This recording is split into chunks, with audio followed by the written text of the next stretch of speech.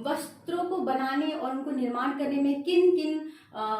किन नियमों का पालन किया जाता है, कौन कौन से तत्व आते हैं, कौन कौन से उद्देश्य आते हैं, कौन कौन सी परिणाम आते हैं, इन सारी चीज़ों का हम अध्ययन करते हैं। और इसके साथ साथ हम ये भी अध्ययन करते हैं कि इनका हम अपने जीवन में कम से कम खर्च करते हुए कैसे अधिक से अधिक इस्तेमाल कर सकते हैं। फिर है आपका गृह प्रबंधन। गृह प्रबंधन जो है ये समस्त विषयों का या समस्त तत्वों को कैसे हम अपने परिवार में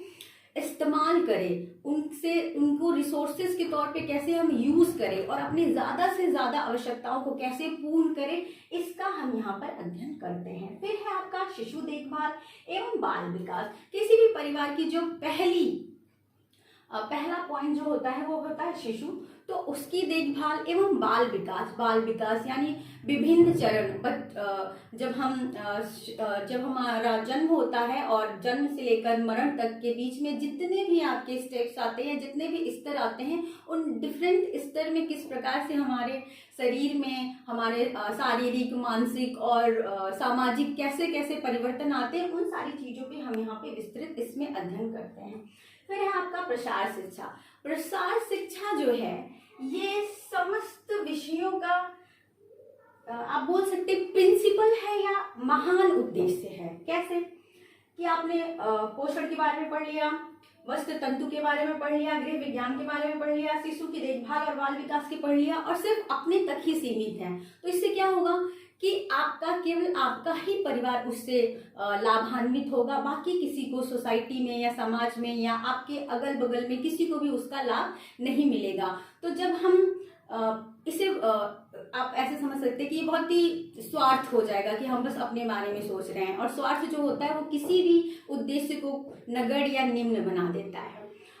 तो गृह विज्ञान के जो ये पांचवा जो तत्व है, यह गृह विज्ञान का जो है उसको महान बनाता है, यानी प्रसार शिक्षा। इन चारों से हमने जो शिक्षा ग्रहण की है कि कैसे हम अपने परिवार में अपने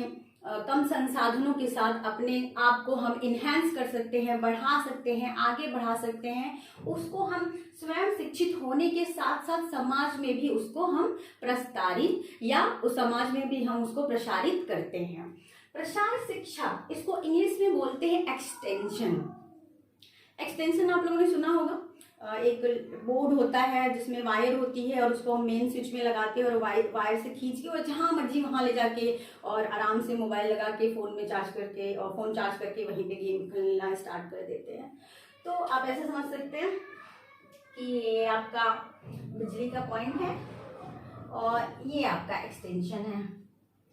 और आपको जो है एक्सटेंशन से यहाँ से बिजली जो है यहाँ लेके जानी है। तो आपने यहाँ बोर्ड से बिजली कहाँ मंगाई, यहाँ पे, यानी जो बिजली अभी इस बोर्ड में थी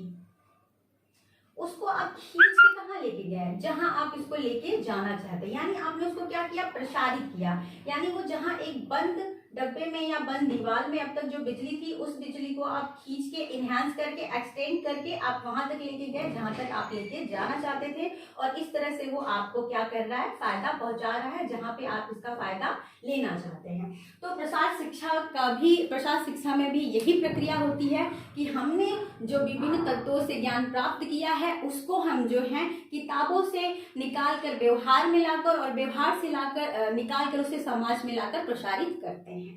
तो इस तरह से आपके गृह विज्ञान के ये 5 तत्व हो गए। अब हम बात करेंगे गृह विज्ञान के क्षेत्र। किसी भी विषय के क्षेत्र के बारे में विभिन्न स्थान पे उसके विभिन्न तात्पर्य निकलते हैं, लेकिन यहाँ पर जो आपके विषय क्षेत्र की बात की जा रही है वो ये है कि आप गृह विज्ञान को पढ़ने के बाद उसको कहाँ यूज कर सकते हैं, कैसे कैसे यूटिलाइज कर सकते हैं, आप उसके थ्रू कैसे अर्निंग कर सकते हैं, कैसे वो आपके आय का स्रोत बन सकता है, कैसे वो आपके जीवन के स्तर को सुधार सकता है। तो हमने यहाँ पे इन्हीं 5 तत्वों को ही फोकस करते हुए कुछ एरिया को निकाला है, जिसे आप देख सकते हैं यहाँ पर गृह विज्ञान के क्षेत्र के तौर पे। पहला है पोषण एवं आहार। इसमें आप पोषण एवं आहार से संबंधित क्षेत्रों में जैसे जहाँ पे एज अ डॉक्टर के तौर पे या न्यूट्रिशनिस्ट के तौर पे, या आप देखते होंगे कि आहार से रिलेटेड बहुत सारे डिबेट होते हैं और बहुत सारी चीज़ों पे रिसर्च होती है कि ये विटामिन जो है वो ऐसे वर्क हो सकता है, इस विटामिन से आप इस रोगों का उपचार किया जा सकता है। तो ये अपने आप में काफ़ी बृहद क्षेत्र है, इसमें काफ़ी स्कोप आ जाते हैं, काफ़ी चीज़ें हो जाती है जिसमें आहार एवं पोषण के थ्रू आप डिफरेंट एरियाज में जाके काम कर सकते हैं, अपने पढ़े हुए विषय को या अपने पढ़ाए हुए विषय को और इन्हेंस कर सकते हैं। फिर है आपका वस्तु एवं तंतु। वस्तु एवं तंतु भी अपने आप में काफ़ी विस्तृत क्षेत्र है। यहाँ पे आप कपड़ों की स्टाइलिंग से लेके, उनके मैन्युफैक्चरिंग से लेके, उनका रिसर्च से लेके, कंपनी स्थापित करने से लेके, मार्केटिंग तक की, और कपड़ों का के डिस्ट्रीब्यूशन से लेके बहुत सारी चीज़ें हैं जिसमें आप जो है अपने विषय का उपयोग करते हुए अर्निंग कर सकते हैं या आय का स्रोत उसे बना सकते हैं। फिर नेक्स्ट है आपका परिवार संसाधन प्रबंधन। परिवार संसाधन प्रबंधन यानी जैसे परिवार से संबंधित चीज़ों के सर्वे से संबंधित कि परिवार को कैसे इन्हेंस करना चाहिए, परिवार जो अभी पिछड़े हुए हैं उन्हें कैसे आगे बढ़ाना चाहिए, उन समस्त चीज़ों के लिए जो विभिन्न मंत्रालयों के थ्रू भी बहुत सारे प्रोजेक्ट चलाए जाते हैं, जिसके थ्रू जो है होम साइंस में परिवार संसाधन प्रबंधन की जानकारी रखने वालों के लिए काफ़ी स्कोप होता है कि वो उसके थ्रू जाके विभिन्न सर्वे कर सकते हैं और वहाँ से आइडियाज़ फाउंड कर सकते हैं, वहाँ से निकाल सकते हैं कि हमारी सोसाइटी की फैमिली को और आगे बढ़ाने के लिए और उनके जीवन स्तर को और ऊंचा करने के लिए हम किन किन चीज़ों को और हमें लगाना चाहिए और किन किन चीज़ों को हमें नहीं लगाना चाहिए। तो आप इस एरिया में भी गृह विज्ञान के थ्रू जाकर अपने आप को इन्हेंस कर सकते हैं और नए नए क्षेत्रों को भी खोज सकते हैं। फिर है आपकी आंतरिक सज्जा। आंतरिक सज्जा को हम बहुत ही फैमिलियर टर्म में समझते हैं। इंटीरियर डिजाइनिंग में आपके अंदर, घर के अंदर जो भी सजावट होती है, आपकी पेंटिंग से लेके वॉल बनाने तक का लेके, आपका किचन का सेटअप से लेके, ड्राइंग रूम का सेटअप लेके और लिविंग रूम का सेटअप, इवन आपका बाथरूम, और अगर आपके पास प्लेस कम है तो आपका किचन को कैसे सेटअप किया जाए कि आप एकदम मिनिमम इस प्लेस पे मैक्सिमम यूज कर सकें, और पेंटिंग्स कहाँ लगाएं, पर्दे कैसे होने चाहिए, अलमीराज कैसी हैं, बुक्स कैसे रखे जाने चाहिए, बहुत सारी चीज़ें हैं जिसको आप जो है फोकस करके अपने आप को इन्हांस कर सकते हैं और उसमें अपने रोजगार के लिए क्षेत्र खोज सकते हैं। फिर है मानव वृद्धि एवं विकास, यानी ह्यूमन ग्रोथ एवं डेवलपमेंट के क्षेत्र में भी बहुत सारे ऐसे प्रोजेक्ट्स चलते हैं, बहुत सारे ऐसे क्रियाएं चलती हैं जिसमें आप जो है as a home science reader के तौर पे वहाँ पे जाके अप्लाई कर सकते हैं, वहाँ पे जाके वर्क कर सकते हैं और वहाँ पे अपने लिए नए नए एरियाज की खोज कर सकते हैं कि कैसे आप अपने प्राप्त किए हुए ज्ञान को यूज कर सकते हैं। फिर है आपका उपचारात्मक पोषण। यहाँ पे आप लोग देखते होंगे कि बहुत सारे ऐसी बीमारियां हैं जिनका इलाज जो है वो परहेज होता है या कुछ पर्टिकुलर भोजन होता है या कुछ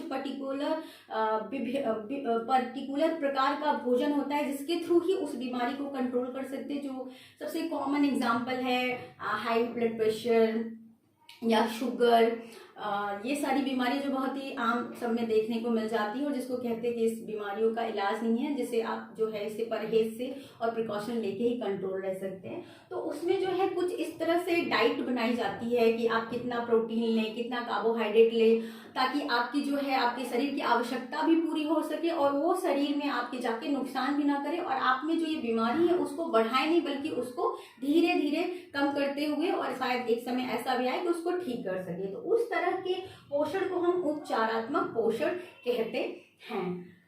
फिर है आपकी डाइटिशियन एवं भोजन सर्विस प्रबंधन। आपने बहुत सारे रेस्टोरेंट्स हैं, स्विगी है बहुत ही कॉमन, तो ये सब क्या है, ये किसके अंतर्गत आते हैं, आपके भोजन सर्विस और प्रबंधन। डाइटिशियन, आज के टाइम में डाइटिशियन का इम्पोर्टेंस बहुत ज़्यादा बढ़ गया है क्योंकि अभी जो लोग हैं इस चीज़ को समझने लगे हैं कि आपकी जो है बॉडी, आप जिसके दम पे इतनी भाग दौड़ करते हैं और जिसके लिए आप एक्सक्यूज बना देते हैं कि अरे टाइम ही नहीं मिलता है करने के लिए, बहुत काम है, तो अब लोग समझने लगे कि हम जो ये बहुत काम करना दिखाते हैं और जिस बिजी रहते हैं वो किसके दम पे बिजी रहते हैं,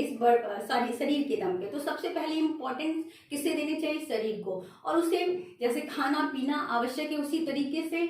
एक्सरसाइज भी आवश्यक है। उसी तरीके से आप क्या खा रहे हैं, किस मात्रा में खा रहे हैं और कब कब खा रहे हैं, ये भी बहुत ही आवश्यक है। तो डाइटिशियन में या डाइटिशियन के कार्य में यही काम किया जाता है कि वो आपकी एज, आपकी हाइट, आपके वेट के अकॉर्डिंग आपको बताते हैं और आपके काम के अकॉर्डिंग आपको बताते हैं कि आपको विभिन्न पोषक तत्व किन किन चीज़ों से लेनी चाहिए, किस किस मात्रा में लेनी चाहिए और कब कब लेनी चाहिए, ताकि वो आपके शरीर की समस्त आवश्यकताओं को पूरा करते हुए, आपको नुकसान ना पहुंचाते हुए